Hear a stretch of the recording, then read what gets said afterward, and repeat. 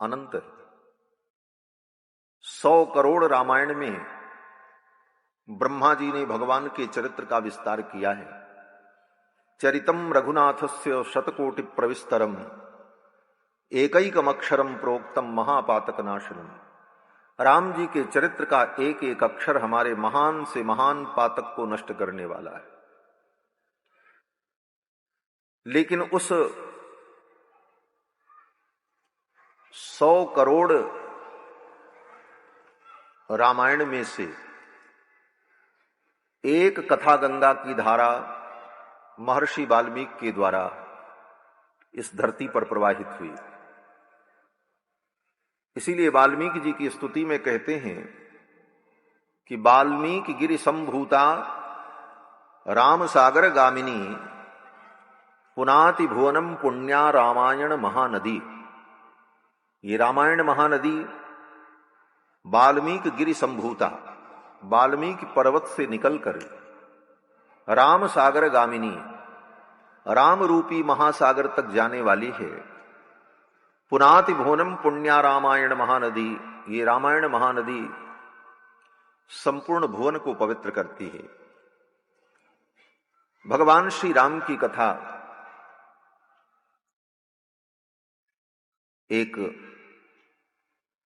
धर्मशास्त्र ही है। संपूर्ण धर्मशास्त्र में, स्मृतियों में जिन धर्मों का निरूपण किया है, राम जी ने उन धर्मों का अपने जीवन में आचरण करके दिखाया है। इसलिए दूसरे शब्दों में कहा जाए तो राम कथा धर्मशास्त्र, धर्मशास्त्र का प्रयोगात्मक रूप श्री राम कथा है। धर्मशास्त्र में तो थ्योरी लिखी है, क्या करना चाहिए, कैसे करना चाहिए, लेकिन उसका प्रयोगात्मक रूप अगर कहीं देखना है तो हम राम जी के चरित्र में देखें। इसीलिए विद्वानों ने कहा रामादिवद वर्तितव्यम, राम जी के समान हमें आचरण करना चाहिए। राम जी का संपूर्ण चरित्र धर्ममय चरित्र है और राम जी स्वयं साक्षात धर्म के विग्रह हैं। रामो विग्रहवान धर्मः, राम साक्षात धर्म के विग्रह हैं। ये वाक्य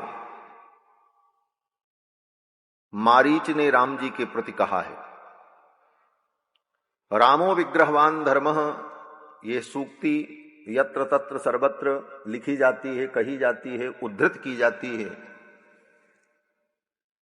महर्षि वाल्मीकि ने रामायण में मारीच के मुख से ये बात कहलवाई। मारीच भगवान का शत्रु है और शत्रु अगर प्रशंसा करे इसका मतलब वो प्रशंसा 100% सत्य है। मित्र तो हो सकता है अपनेपन के कारण पक्षपात भी करे, लेकिन शत्रु कभी पक्षपात नहीं कर सकता। और शत्रु किसी बात को सहज स्वीकार भी नहीं कर सकता। लेकिन मारीच ने रावण को समझाते हुए कहा, लंकेश राम से बैर मत करो, क्योंकि राम साक्षात धर्म है। रामो विग्रहवान धर्मः। इसीलिए इस मारीच के वाक्य को परम प्रमाण के रूप में माना जाता है। एक शत्रु ने राम जी को साक्षात धर्म का विग्रह कहा। बैरियू राम बड़ाई करई, गोस्वामी तुलसीदास जी कहते हैं यही राम का रामत्व है कि शत्रु भी राम जी की बड़ाई करता है। राम का रामत्व यही है, शत्रु भी जब उस गुण से प्रभावित होकर और बड़ाई करने लग जाए तो समझ लो यही राम का रामत्व है। बोलन मिलन विनय मन हरई, राम जी का बोलना, उनका मिलना, उनका विनय, ये शत्रुओं के मन का भी हरण कर लेता है। जब शूर्पणखा चिल्लाती हुई गई खरदूषण के पास तो खरदूषण ने कहा, बहन ये तेरा नाक कान किसने काटा?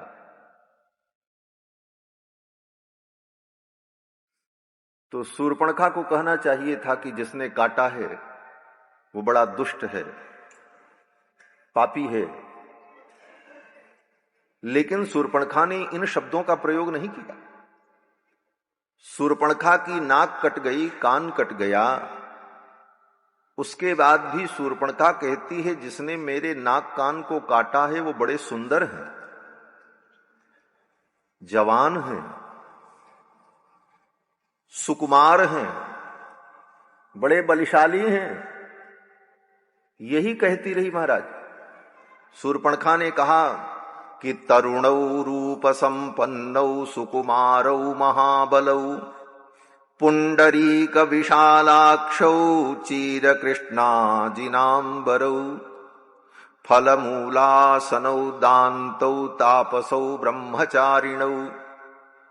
और वो मांस मछली नहीं खाते, वो फलाहार करते हैं, दांत हैं, शांत हैं, तरुण हैं, सुंदर हैं। भगवान के गुणों का ही वर्णन करती रही शूर्पणखा।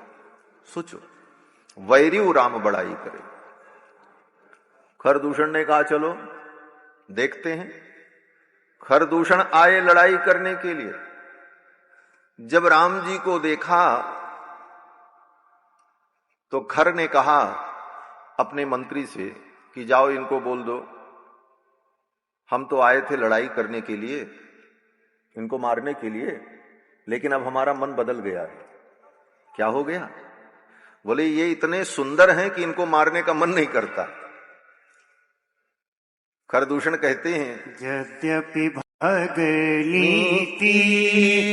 कुरूपा, यद्यपि भगनीतीन कुरूपा, बदलायक नहीं पुरुष अनूपा, बदलायक नहीं पुरुष अनूपा, बदलायक नहीं पुरुष अनूपा, बदलायक नहीं पुरुष अनूपा।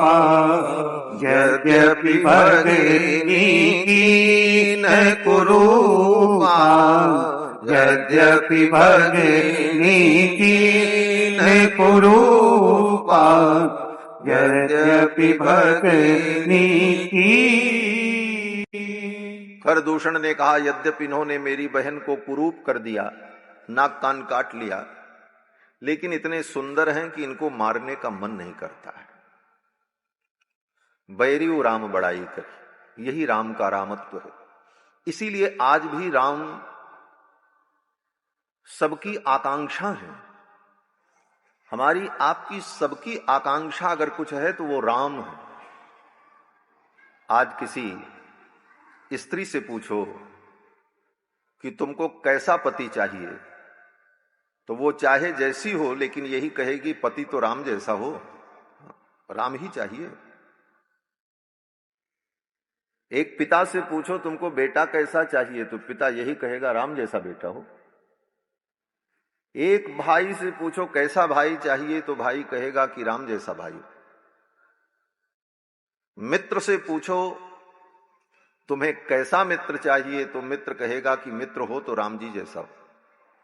और तो और किसी शत्रु से पूछो कि शत्रु कैसा चाहिए, तो शत्रु यही कहेगा अगर दुश्मन भी मिले तो राम जी जैसा मिले, जिससे दुश्मनी करके कल्याण हो जाए, उद्धार हो जाए।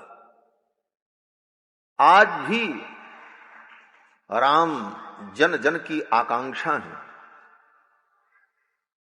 आज भी राम जन जन के मनोरथ हैं। आज भी राम जन जन की आवश्यकता है। इसीलिए आज भी 9 लाख वर्ष बाद भी राम जी का चरित्र मानव समाज के लिए प्रासंगिक है और कल्याणप्रद।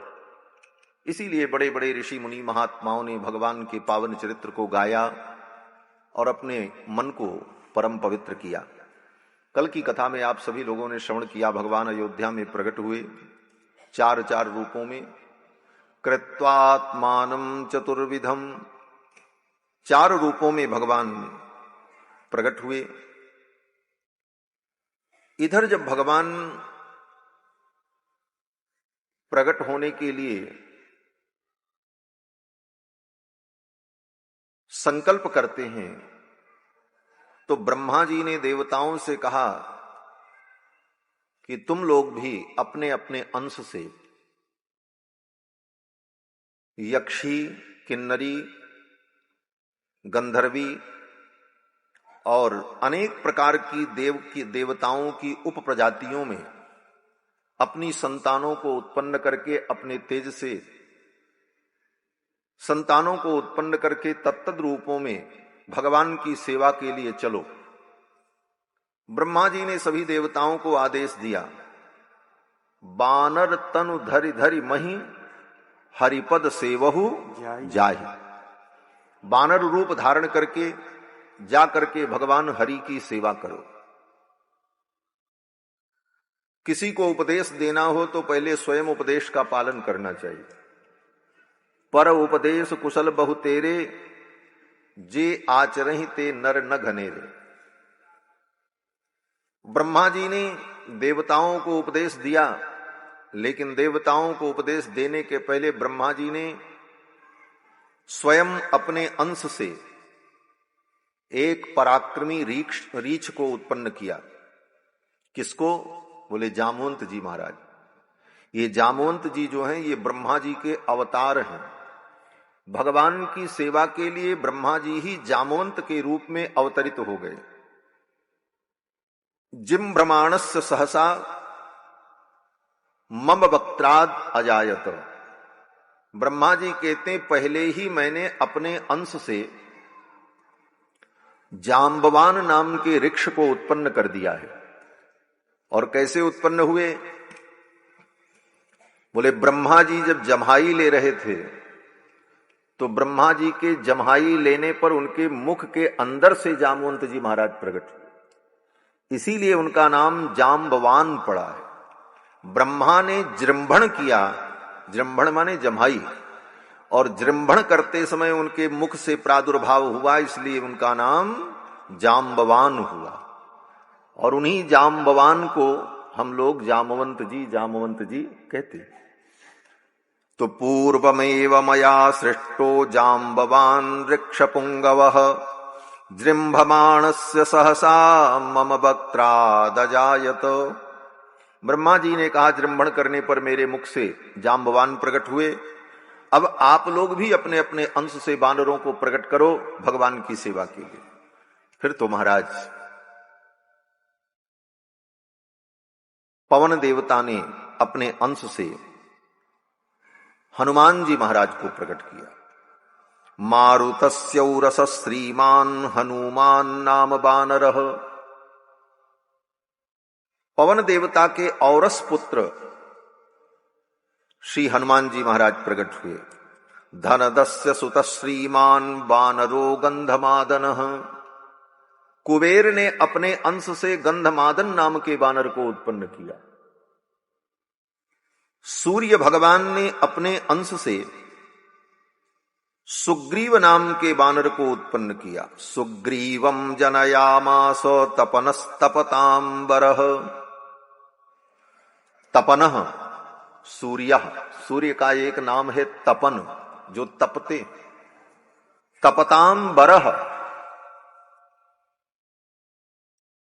जितने तपने वाले द्रव्य हैं, वस्तुएं हैं, उन सब में जो श्रेष्ठ हैं तपन भगवान सूर्य।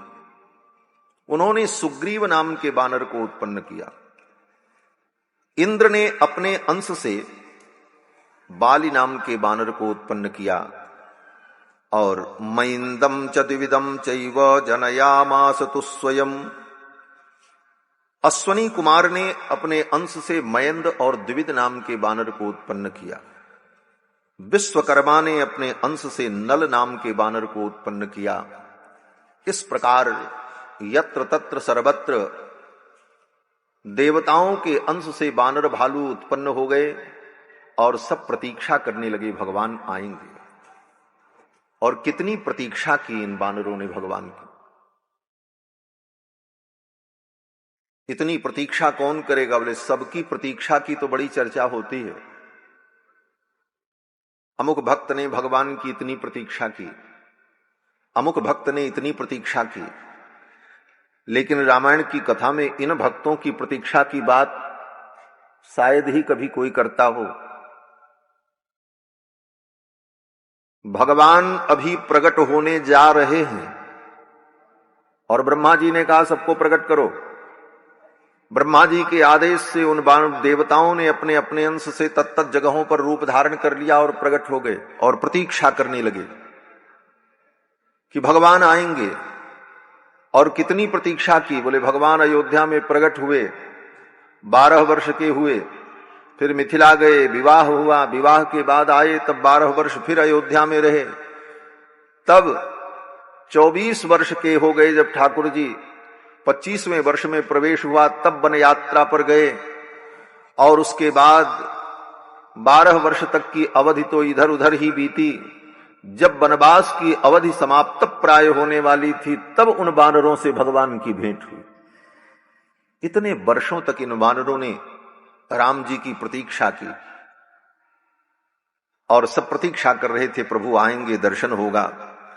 और ये सब वानर साधारण नहीं, नख दृष्टायुधा सर्वे सर्वे सर्वास्त्र कोविदाह।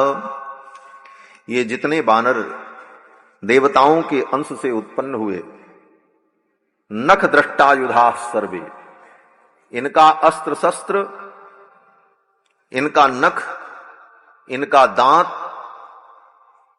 पत्थर, पहाड़, पेड़, यही इनके अस्त्र शस्त्र थे। पूरी रामायण आप पढ़ लो, वाल्मीकि रामायण, और पूरी रामचरितमानस गोस्वामी जी की पढ़ लो। किसी बानर के हाथ में कोई शस्त्र रहा हो इसका वर्णन नहीं है। यहां तक कि श्री हनुमान जी महाराज ने युद्ध किया है, हनुमान जी ने किसी को गदा से मारा हो युद्ध में, इसका वर्णन कहीं रामायण में नहीं है, कहीं नहीं। यहां तक कि हनुमान चालीसा में भी कहीं गदा का वर्णन नहीं आया। हम लोग प्रतिदिन हनुमान चालीसा पढ़ते हैं, कहीं गदा लिए हो तो बताओ। हाथ वज्र अरु ध्वजा विराजे, हाथ ही उनका वज्र के समान है। और उस हाथ में क्या है, बोले राम जी की ध्वजा, जय श्री राम। तो हनुमान जी महाराज और जितने बानर, इन सब का आयुध क्या है? नख दृष्टायुधा सर्वे, इनके नख ही आयुध हैं, नोच लें। दांत इनका आयुध है, काट लें। और इसके बाद भी अगर आयुध की जरूरत पड़े तो अगल बगल इनके पास अस्त्र शस्त्र रहता है। अगल बगल जो वस्तुएं दिख गईं, पत्थर दिख गया वही उठा करके पटक दिया असुर के ऊपर। पेड़ मिला, बोले पेड़ ही उखाड़ करके पटक दिया। और तो और कोई आदमी मिल जाए तो उसी को उठा करके उसके ऊपर फेंक दिया। हनुमान जी ऐसे ही युद्ध करते हैं। अश्वैर अश्वान गजैर नागान, महर्षि वाल्मीकि कहते हैं कि युद्ध में हनुमान जी महाराज घोड़े को घोड़े से टकरा देते, हाथी को हाथी से टकरा दें, रथ को रथ पर पटक दें, और इसी प्रकार हनुमान जी महाराज युद्ध करते। गोस्वामी तुलसीदास जी महाराज भी वर्णन करते हैं कि जब हनुमान जी महाराज युद्ध कर रहे थे तो हाथी न सो हाथी मारे, घोड़े घोड़े सो संहारे, रथन सो रथ बिदरन। हनुमान जी जब युद्ध करते थे तो हाथिन सो हाथी मारे, घोड़े घोड़े सो संहारे, रथन सो रथ बिदरन बलवान की। और इस कला को देखकर भगवान मुस्कुराते और लक्ष्मण से कहते, लक्ष्मण देखो देखो हमारा हनुमान कैसा युद्ध कर रहा है, देखो देखो लखन लरनी हनुमान की। तो ये सब बानर बड़े पराक्रमी महाराज। नख दृष्टायुधा सर्वे सर्वे सर्वास्त्र कोविदाह। और ये कितने पराक्रमी बानर थे। विचालयेयुः शैलेन्द्रान, बड़े बड़े पर्वत को ये अपने हाथ से धकेल करके एक जगह से दूसरे जगह कर दें, ऐसा पराक्रम था। विचालयेयुः शैलेन्द्रान भेदयेयुः स्थिरान द्रुमान, बड़े बड़े वृक्षों को उखाड़कर किसी के ऊपर पटक दें, ऐसे पराक्रमी ये बानर। और समस्त प्रकार के अस्त्र शस्त्रों का इनको ज्ञान। सर्वे सर्वास्त्र कोविदा। और अनेक प्रकार की दिव्य शक्तियों से संपन्न ये बानर थे। ये केवल बानर नहीं थे, बानर जैसी इनकी आकृति थी और इन्हें बानर कहा गया, लेकिन वह एक विलक्षण सृष्टि भगवान की लीला के लिए प्रकट हुई थी और वो उसी काल में थी। उसके बाद वो सृष्टि फिर वो ब्रह्मा की सृष्टि नहीं है, वो भगवान के संकल्प से एक विलक्षण सृष्टि हुई। और ये जितने बानर थे, ये सब बानर अनेक अनेक विद्याओं में पारंगत थे, यज्ञोपवीत धारण करते थे, संध्या वंदन करते थे, वस्त्र पहनते थे, आभूषण पहनते थे, माया के द्वारा, अपनी विद्या के द्वारा कभी छोटे हो जाएं, कभी बड़े हो जाएं, कभी अंतर्हित हो जाएं, कहीं रूप बदल लें, ये सब कलाएं इनके अंदर विद्यमान थी। हनुमान जी में तो आपने सब देखा ही है। हनुमान जी महाराज छोटा रूप भी धारण कर लेते, मसक समान रूप कपि धरी, लंक्यों चले सुमिर नरहरि। कपि रूपम परित्यज्य, बंदर का रूप त्याग करके ब्राह्मण का रूप धारण करके भगवान के पास आ जाए। तो ये सब कलाएं इन बानरों में जन्मजात थीं, सिद्धियां थीं। ऐसी विलक्षण सृष्टि उस काल में भगवान की लीला के लिए प्रकट हुई। आगे वर्णन करते हैं कि समावृता राम सहाय हेतोः, राम जी की सहायता के लिए ये सब समावृत होकर प्रतीक्षा कर रहे थे। और इधर भगवान अयोध्या में प्रकट हुए। अयोध्या में महान उत्सव हुआ। जगुः कलम च गंधर्वानर्तुश्चाप्सरसो गणाः, गंधर्वों ने सुंदर गीत गाया, अप्सराओं ने नृत्य किया, देव दुंदुभयो ने दुहु, देवताओं ने आकाश में दुंदुभी बजाई, पुष्प वृष्टिश्च खात पतत, आकाश से पुष्प की वर्षा हुई, उत्सवश्च महान आसीत अयोध्यायाम जनाकुलः, अयोध्या में महान उत्सव हुआ। रथ्याश्च जन संबाधा,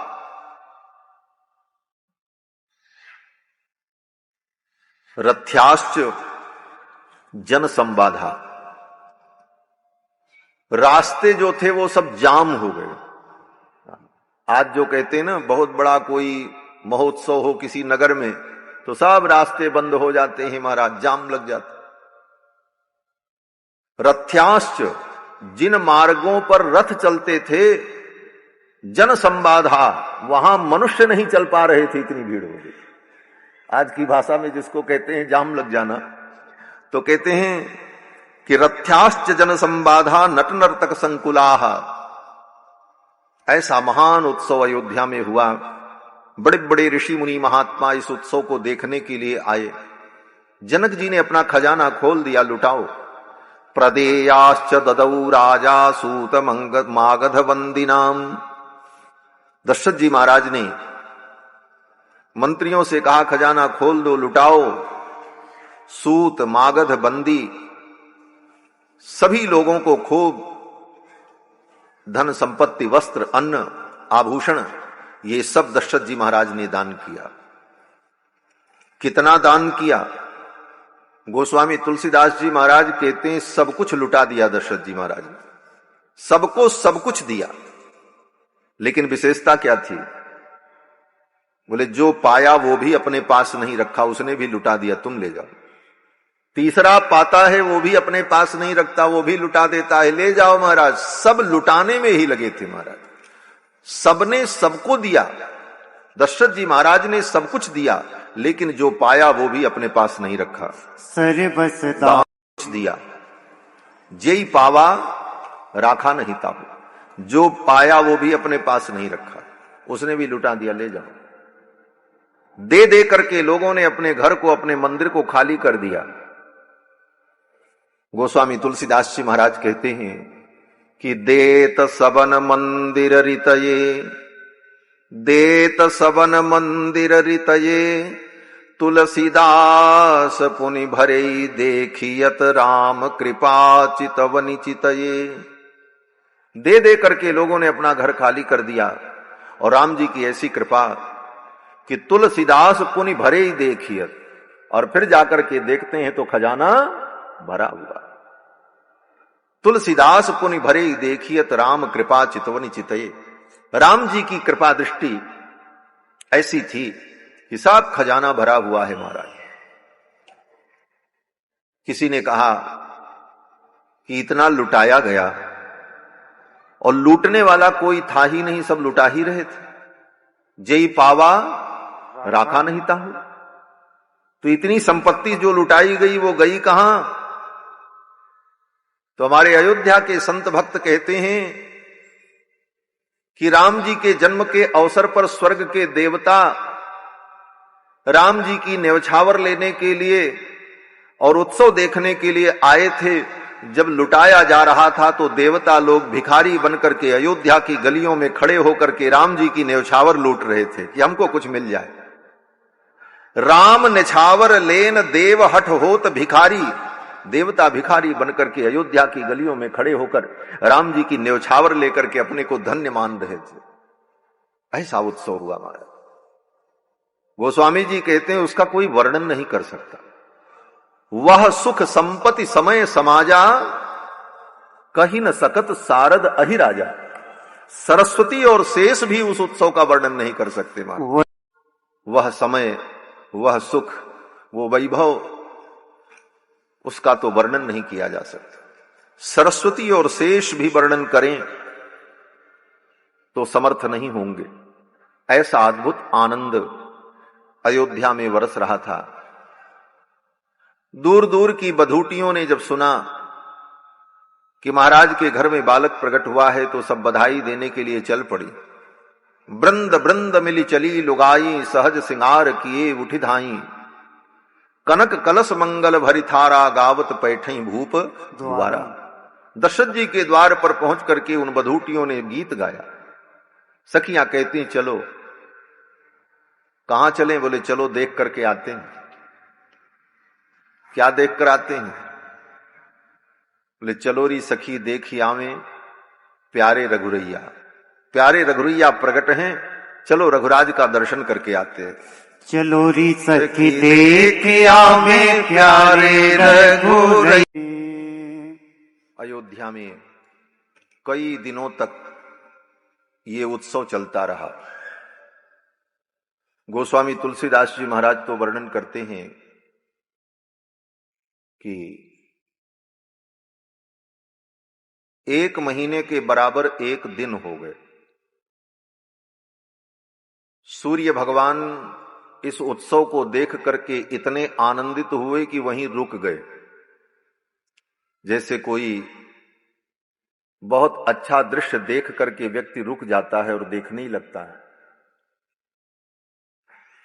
सूर्य भगवान इस उत्सव को देखने के लिए मध्य आकाश में रुक गए और सूर्य भगवान जब रुक गए तो दिन आगे बढ़ा ही नहीं और 1 महीने तक सूर्य भगवान रुके रहे। तो 1 महीने के बराबर 1 दिन हो गया। मास दिवस कर दिवस भा मरम न जाना होय। रथ समेत रवि था केऊ निशा कवन विधि हो। रथ के सहित सूर्य भगवान वहीं रुक गए और खड़े रहे। 1 महीने तक सूर्य भगवान रुके रहे। किसी को पता ही नहीं चला वो दिन 1 महीने के बराबर हो। 30-24 घंटे इतना बड़ा दिन हो गया, फिर भी उस आनंद के वातावरण में किसी को अनुभव नहीं हुआ कि इतना बड़ा दिन हो गया। क्यों? बोले आनंद की बेला में जुग भी बीत जाए तो व्यक्ति लोग को लगता है कि अभी तो एक क्षण बीता। इसी को साहित्य शास्त्र में क्षण कल्पता और कल्पक क्षणता कहते हैं। दुख में एक क्षण का समय लगता है कि कितना लंबा समय हो गया, समय कटता ही नहीं। लोग कहते हैं महाराज घड़ी की सुई बढ़ ही नहीं रही। दुख में एक क्षण कल्प के समान प्रतीत होता है, उसको कहते हैं क्षण कल्पता। और सुख में, आनंद में बोले कल्पक क्षणता। एक कल्प भी बीत जाए तो लगता है अभी एक क्षण ही तो बीता है। अभी कितना समय बीता? तो 1 महीने बीत गया और किसी को पता नहीं चला। मास दिवस कर दिवस भा मरमु न जाना कोई, रथ समेत रवि था केऊ निशा कवन विधि होई। भगवान सूर्य ने विचार किया मेरे वंश में भगवान का अवतार हुआ है। आज हमारे गुप्ता जी हमसे पूछ रहे थे, महाराज राम जी का अवतार सूर्य वंश में हुआ है कि इक्ष्वाकु वंश में हुआ? तो राम जी का जन्म रघुवंश में भी हुआ है, इक्ष्वाकु वंश में भी हुआ है और सूर्य वंश में भी हुआ है। अब ये कहने के लिए 3 बातें हैं, लेकिन है एक ही बात। वंश तो भगवान सूर्य का है। भगवान सूर्य का नाम है विवस्वान, और विवस्वान के पुत्र हुए वैवस्वत मनु, और वैवस्वत मनु के पुत्र हुए इक्ष्वाकु, और इक्ष्वाकु का जो वंश है उसी वंश में राम जी प्रकट हुए। तो सूर्य वंश होने के कारण राम जी सूर्य वंश में प्रकट हुए। इक्ष्वाकु मनु जो थे वो बड़े प्रतापी थे, तो इस वंश का नाम इक्ष्वाकु के नाम पर भी प्रसिद्धि को प्राप्त हुआ, इसलिए इसको इक्ष्वाकु वंश भी कहा गया। इसी वंश में आगे चल करके बड़े प्रतापी राजा महाराज रघु हुए, तो रघु की भी इतनी प्रसिद्धि हो गई कि लोग इस वंश को रघुवंश रघुवंश कहने लगे। तो रघुवंश, इक्ष्वाकु वंश, सूर्य वंश, ये सब एक ही है सब सूर्य वंश। मूल धारा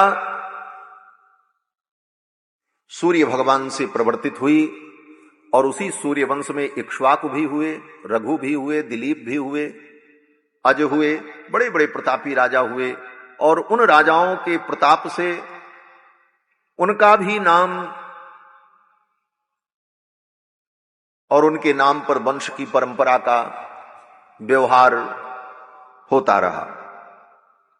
तो सूर्य भगवान इस उत्सव को देखने के लिए रुक गए, आगे बढ़े ही नहीं। चंद्रमा बेचारे रो रहे थे पीछे बैठे। चंद्रमा ने सोचा ये सूर्य भगवान तो ऐसा बैरियर बन करके खड़े हो गए कि हमको तो जाने का मौका ही नहीं मिल रहा। सूर्य भगवान हटे तब चंद्रमा का आगमन हो। भगवान के इस जन्म महोत्सव का चंद्रदेव दर्शन नहीं कर पाए। चंद्रदेव को बड़ा दुख हुआ। चंद्रमा ने भगवान से कहा, प्रभु आपके इस उत्सव का आनंद मैं नहीं प्राप्त कर सका। सूर्य भगवान हटे ही नहीं, वो तो डटे रहे 1 महीने तक। तो भगवान ने कहा, अच्छा चिंता मत करो, मेरा अगला अवतार चंद्रवंश में होगा और रात्रि में होगा, तब तुम दर्शन करना, तुमको परमानंद प्राप्त होगा। चंद्रमा ने कहा, महाराज अगला अवतार आपका चंद्रवंश में होगा, अभी 9 लाख वर्ष बाद होगा, तब तक मेरे मन को कैसे संतोष हो, इस सुख से मैं तो वंचित रह गया। तो भगवान ने कहा, अच्छा अगर ऐसी बात है तो मेरा अवतार सूर्य वंश में हुआ है, लेकिन मेरे नाम के आगे तुम्हारा नाम जुड़ेगा। लोग मेरा नाम लेंगे तो तुम्हारे साथ मेरा नाम लेंगे, लोग मुझे कहेंगे रामचंद्र। ये चंद्र नाम राम जी ने चंद्रमा को प्रसन्न करने के लिए अपने नाम से जोड़ लिया, रामचंद्र। भले सूर्य वंश में भगवान का अवतार हुआ, लेकिन कहीं भी राम जी के नाम के आगे सूर्य शब्द नहीं जुड़ा, चंद्र शब्द ही जुड़ा। श्री रामचंद्र कृपाल भजुमन हरण भव भय दारुण। कई दिनों तक ये सब उत्सव चलता रहा। ब्राह्मणेभ्यो ददौ वित्तम गोधनानि सहस्रशः। महाराज दशरथ ने खूब उदारता पूर्वक उत्सव में आए हुए लोगों को उपहार भेंट किया। धीरे धीरे समय बीता, 11 दिन बीत गए। जब 12वां दिन आया तो गुरुदेव वशिष्ठ ने चारों कुमारों का नामकरण संस्कार किया।